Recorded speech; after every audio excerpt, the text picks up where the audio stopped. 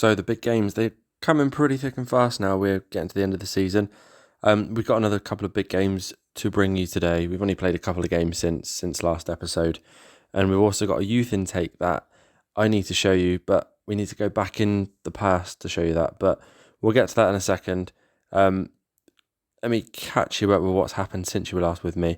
We've only played the 2 Premier League games since that Brighton game. Both pretty comfortable victories over Southampton and Nottingham Forest. The biggie, we've just played Porto at home, drew 1-1. It wasn't a very good performance at all, especially after those 2 Premier League games we played. Probably should have beat them looking at the stats. Unfortunately, we've just got to take a draw away and hopefully sort of win at their place, I suppose. But we're going to show you the Crystal Palace game today and the Porto game away. And that's because we need to win every game, really, to stand a chance of winning this Premier League title. Of course, you can see there, City have got 2 games in hand on us, so win them with 6 points and they go 4 points clear of us. If my maths is correct. We've also got to play Tottenham and Arsenal on the last 2 games of the season. So, yeah, not the end of the season you wanted. And actually, we've got to play Newcastle as well there, that are down in 13th. So, should hopefully be pretty easy. On top of that, I will show you the intake in a second. I do want to show you a player that I kind of plucked from our under 18s, and that is Carter Pinnington. So I've not really seen him. It's just like he's just appeared. But he's 3.5 star rated. He's a Premier League potential ability player, and that could be very useful for us in the future, considering Van Dijk's going. So we've brought him in to play a couple of games. He's 6'3". He's got a good jump reach. Not the best heading, but there was room for improvement at being 18 years old. He's played 2 games. He's done all right, Of course, we played Notts Forest and Southampton, but he's done all right in the 2 games he's played so far. So, yeah, I'm pretty happy with that one. I think we're going to keep him in and around the first team now. Because he's 18, we need to try and give him those games if we want him to develop and be part of the first team in the coming years. So, yeah, on top of that, speaking of youth, I'm going to quickly show you, we're going to go through the players that come in through the youth intake this year. And then after that, we'll get straight into the Crystal Palace match. And then following that on the Porto, and hopefully we get through to those semi-finals. So we've gone back in time just a little bit. Of course, I did promise to show you the youth intake, didn't I? So we're going to have a look together now. This is the first time I'm properly having a look as well. I did see we had a couple of 5-star potential players, but this is the first time I'm looking properly. So it looks like we've got 2, Mark King and Andy Green. First up, Mark Green looks to be a central midfielder. Just a quick look at his stats. Natural fitness is 16, so straight away shout sort of engine room to me potentially. And he's already got a pass of 18. I mean, that's good. 18 already at 16. Free kick taken, not too bad already. Determination, pretty good as well. I mean, if we sort of think probably sort of the Mazzala position potentially, even the box to box. It looks like he could play across all the positions really. So yeah, he looks to be a bit of a talent, doesn't he, for the future. And already 1.5 star ability, so he's already a League One standard player. So yeah, he might not take that long before he's sort of making an appearance in the first team. He looks to be a pretty good player. Of course, Andy Green, another striker. How do I feel about having another striker? Can't really moan, can you? 5-star potential ability striker here. 14 finishing already. He does lack a little bit on the pace and acceleration, but he's 15 years old. You'd hope with time that could come. Again, nothing really in the central defensive or any sort of defensive positions yet. We've got 2 here. We've got Nathan Millward, who he's a centre back. 6'5" already at 15 years old. That is ridiculous. Jump and reach 13, head in 10, tackle in 11. I mean, he could be a powerhouse. He really could. I don't think he'll be making an appearance as a right back. Although his crossing is 12, with that height, that jump reach, and potential heading. Hopefully he could be a very, very good centre back for us. Obviously 3.5 star potential ability, but yeah, that's promising. And then of course we've got Johnny Webb, who is a inverted winger. Can play it looks to play on the right, on the left, which is good. Hopefully, he might look at sort of developing into a both-footed player, shall we say? But already his stats look pretty good for a winger. Dribbling of 14, crossing of 12. Obviously, what we did at the beginning, technique 16, and obviously he's got the flair there of 17. He looks to be a real good player, so he looks really exciting. Of course, let me know what you guys think of these players that I'm going through my youth intake. Who you're sort of probably most excited to see, who you think will develop the best, and who already looks to be pretty good for their age. But yeah, he's quite exciting as well. I will give him that. Is there anyone else really to shout about? Not really. Alex Thompson. We got another centre back. Let's just see what sort of other positions we've got. Jake Burton, a right winger potentially. Ross Farrington. I mean, don't get me wrong, these sort of players probably wouldn't make it, but you just don't know, do you? I mean, left and right back could be quite versatile there. It looks to be a very good youth intake though. And of course, I think what we did at the start of the season is, let's just take a quick look at that. Where's it gone?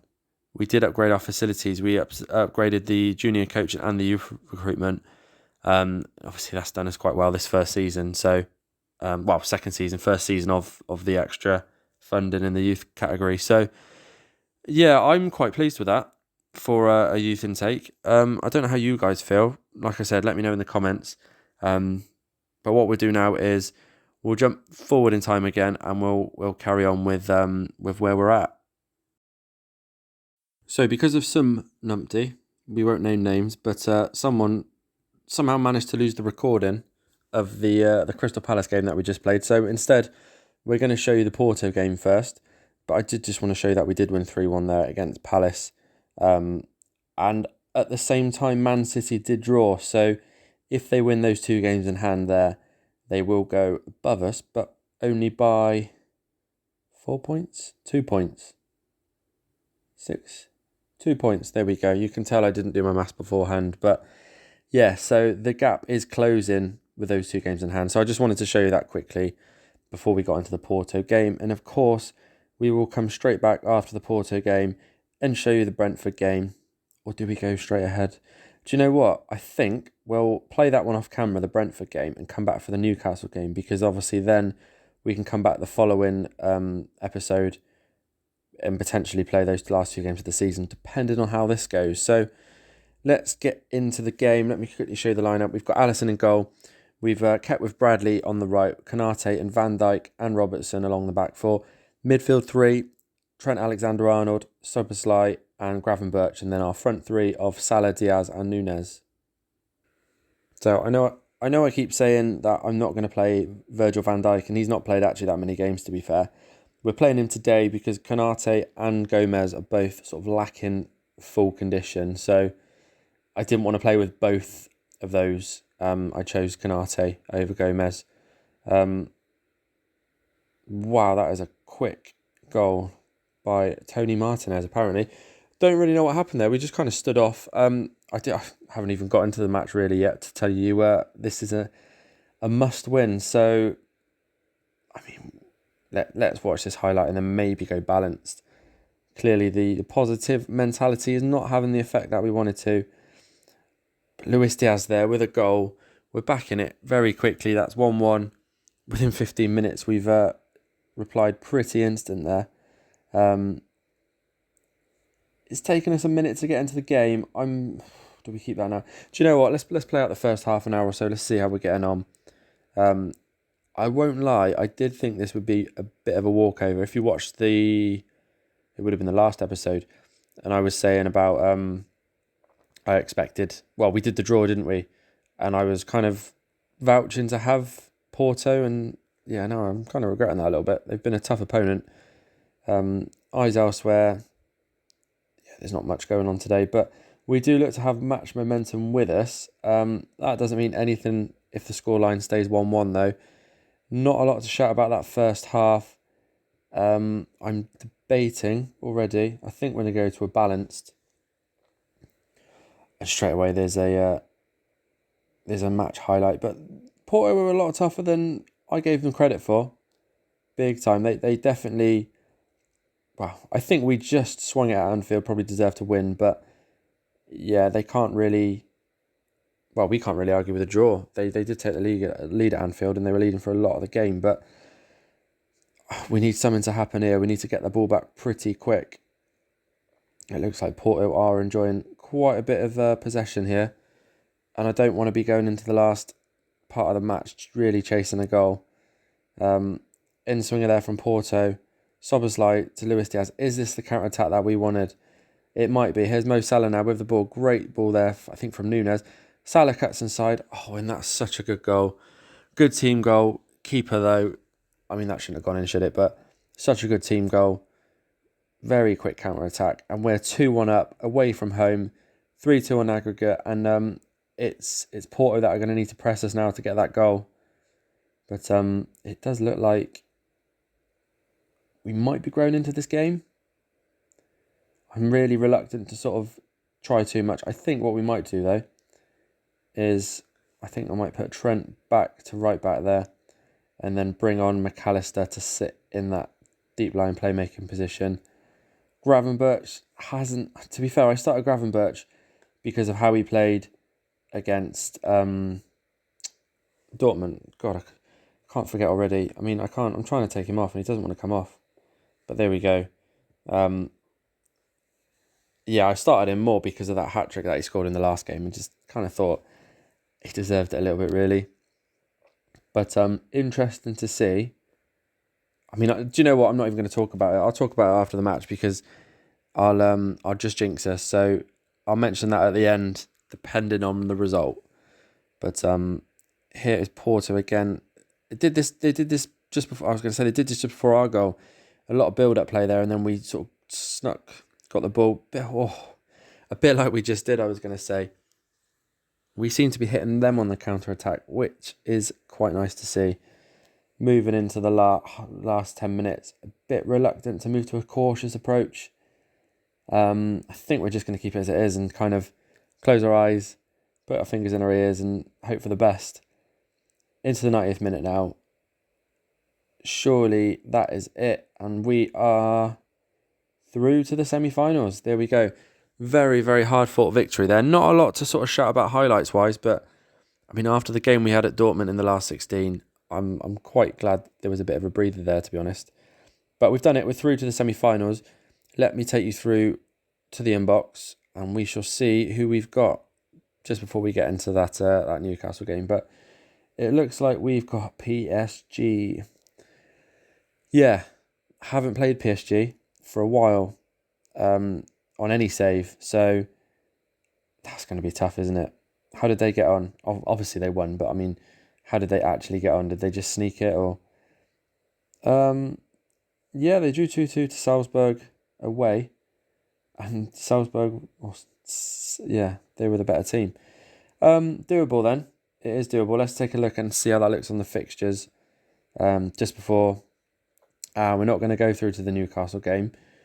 We are, I think, do you know what? I think we're just going to have to play every game, aren't we? I'm going to come back for the Brentford game in a second, and then we're going to come... I think we're going to have to miss the Newcastle game and do a semi-final double-header next against PSG. I think that's what we're going to do. So, in a second, join me for the Brentford game, and we'll worry about the Champions League in the next episode. So before I run you through the lineup for this Brentford game, something that's made the game that little bit bigger. Man City have had a bit of a collapse. So they've played their 2 games in hand. They're on 73 points. We're on 76. Arsenal do have a game in hand, and they'll go, if they win it, joint top with us on 76 points, but obviously you can see that goal difference there is pretty big. Let's just quickly show you the collapse of Man City. Where are they? Yeah, so they lost 1-0 to Aston Villa, and then they drew 0-0 to Brentford. So they've got Chelsea on the last game of the season. We've got Arsenal on the last game of the season. And of course, Arsenal are right there. So yeah, games are getting bigger and bigger and bigger. So anyhow, let's run you through the team to face Brentford quickly. We got Alisson in goal, Bradley, Pennington, Gomez and Robertson, the back four. Midfield three of Bajcetic, Szoboszlai and McAllister. And then, of course, a front three of Diaz, Doak and Nunez. Now, before you mention, I do know I've gone very risky with this team.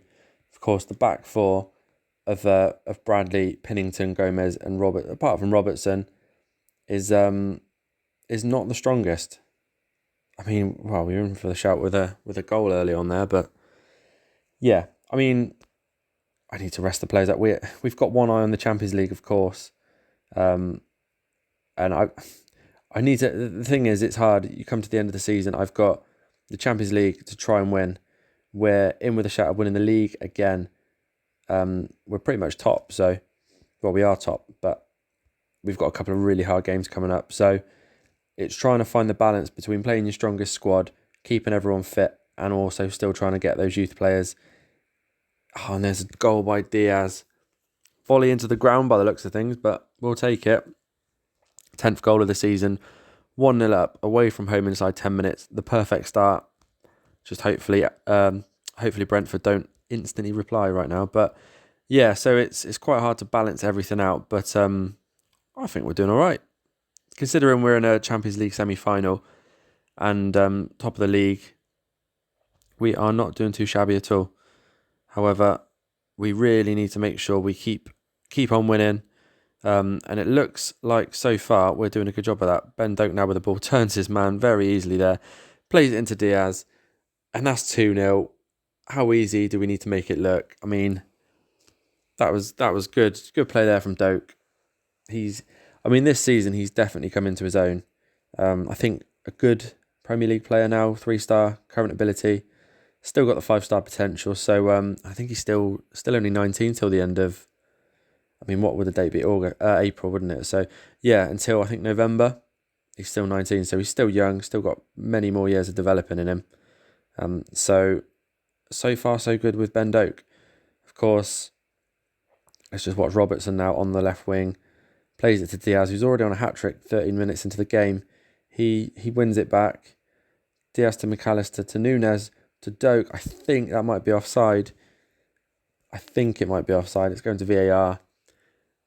It looked it, and generally when they look it, they're offside. But hopefully not. That'd be nice for Ben Doak to get himself a goal, and he did. Apparently, I don't know what I'm talking about. So, Diaz and Doak are having absolute amazing game so far. You've got Diaz with the 2 goals, Doak with an assist and a goal. This game feels like it's already won, but I do tend to do too many games like this where we just don't turn up in one game and we turn up in the next game with probably a weakened side and play the other team absolutely off the pitch. But Diaz now, he's on a hat-trick already, plays it to Nunez. Oh, this is easy. This is yeah. But I was going to say Barcelona football of the noughties, but yeah. It's just easy, isn't it? Just easy. I mean, Pennington has played four Premier League games now in a row. Surely they can't catch us now. Even if they score a couple, I shouldn't be too worried. But yeah, Pennington's played 4 Premier League games in a row. And I think he's averaging about there's a cheeky lob there by Nunez. That hits the bar and goes over. But he's averaging, I think it's about a 7.2. So for an 18-year-old that has got the ability of a non-league National League player, he's slotting in quite nicely at the back there. So, now he's 18, getting the game time, and more importantly, getting the good ratings, and playing in a winning team is pretty crucial. So, yeah.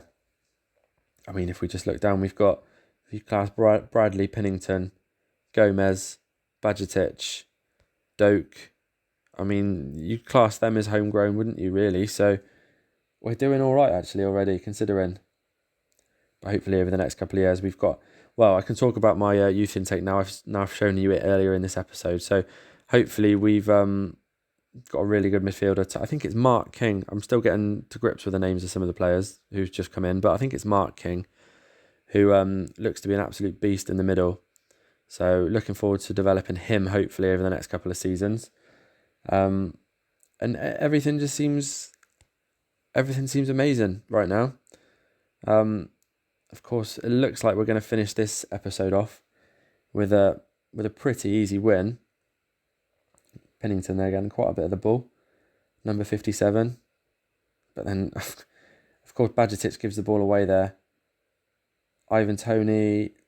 Oh no, I was going to say a good save there by Alisson Becker, but he's pushed it into his own net, really. One eye on the PSG game now. I'm sort of thinking we might take Robertson off, because I know we haven't got Tsimikas. He's still injured, so I think we're going to bring on Quansah, who's the only centre-back we left on the bench, so that wasn't a very smart idea. Gravenberch can come on for Soberslay there. I'm just thinking about whose legs to save, really. Jones can come on for Luis Diaz there. Very surprised how many shots we've had, and especially how many shots on target. But yeah, I mean, what's Tony doing there? Just led in front of the ball there, trying to create some sort of diversion. I don't know. Bizarre that was. Is it enough to put the keeper off though? It's not. No, it's gone over the bar. Yeah, that was bizarre, wasn't it? Some things are left better unknown, I suppose. But it looks like Brentford are having the better of the last 20-25 minutes, I suppose. Let's just hope they don't get too many goals. I'm not worried about the loss. I think, well, there's McGinn, hit that well over. I'm not worried about drawing or losing at all. I just don't want it to look too close, considering how much we've been dominant. I mean, they've had 7 shots, 2 on target. Yeah, I don't really want it to look that close. I've already had a couple of 4-3s this season. I don't really want another one. So, but crucially, looking at that table there, we've got obviously Arsenal, I'm guessing, are playing on the Sunday, but we've won our game, so the onus is on Arsenal there to win theirs. So it's always nicer to play first and get the victory. Oh, and he's hit the bar there. That was a nice effort. But yeah, it's always nice to let's just put. Oh, I can't make any subs, of course, because the game's over. There we go, guys. That was a 4-1 victory against Brentford. Do you know what? A lot easier than I thought. I thought that was going to be quite a slog, but apparently not. So, like we were saying about the table, there we are. We're 5 points clear. 5, 4. Quick maths. 5 points clear. Arsenal have a game. Does that mean Arsenal drew? Sorry, I'm just being an idiot. Arsenal drew, so it is in our hands now. We're 5 points clear at the top. Of course, if Arsenal win their game in hand, they'll be 2 points behind us. City win their game in hand, they'll be 3 points behind us. So it's all ours to lose now. Did not expect that at the beginning of the season, but yeah, nice position to be in. Anyway, join me in the next episode. We're going for a Champions League semi-final double header against PSG. Thanks for watching, guys, and I will see you in the next episode.